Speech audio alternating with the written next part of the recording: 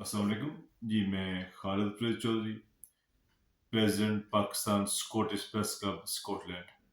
میں عمران ریاض خان کی گرفتاری کی سخت الفاظ میں مذمت کرتا ہوں، اور جس طرح گرفتار اس کو سیالکوٹ ایئرپورٹ سے کیا گیا اور اس کے بعد جس طرح اس کو رہا کیا گیا، اور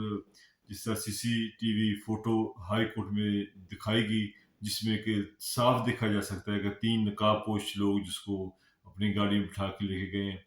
اور اس طرح جبری گمشدگی بہت ہی افسوسناک ہے۔ پہلے ہم نے ایک ارشد شریف عظیم جرنلسٹ کو کھویا ہے، اب عمران ریاض خان جو ایک جرنلسٹ ہے اور بہت ہی پاپولر جرنلسٹ ہے۔ اس کے لیے میں پورے دوستوں سے، فیس بک کے دوست برطانیہ میں ہیں اور پوری دنیا میں جرنلسٹ ہیں، اور دوسری میرے دوست جتنے بھی ہیں فیس بک میں ہیں، یوٹیوب میں ہیں، سب سے میری جو ہے اپیل ہے، درخواست ہے کہ وہ سب لوگ ایک ویڈیو بنائیں اور ویڈیو میں عمران ریاض خان کی رہائی کا مطالبہ کریں، چونکہ عمران ریاض خان نہایت ہی ڈیسنٹ قسم کے جو جرنلسٹ ہیں، اور ان کا قصور صرف یہ ہے کہ جب وہ کرتے ہیں پروگرام، اس میں کچھ نہ کچھ ایسے الفاظ بولتے ہیں کچھ جو لوگوں کو پسند نہیں آتے، جو طاقتور لوگوں کو پسند نہیں آتے،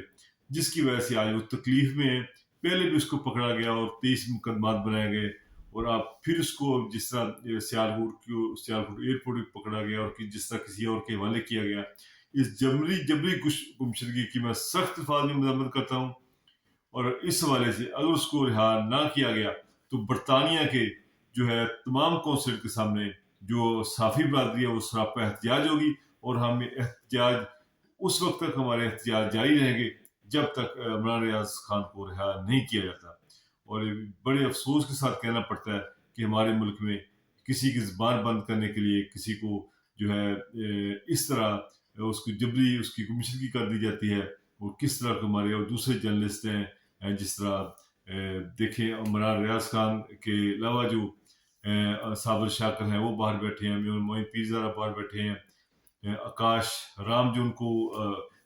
لاپتہ کیا ہوا اتنے مہینے سے اوپر ہو گیا۔ یہ ہم نے کیا مذاق بنا لیا اپنے ملک کا؟ میری ریکویسٹ ہے طاقتور لوگوں سے، چیف جسٹس صاحب سے، آرمی چیف سے، کہ ان کی فوری رہائی کے لیے اپنا کردار ادا کریں۔ السلام علیکم۔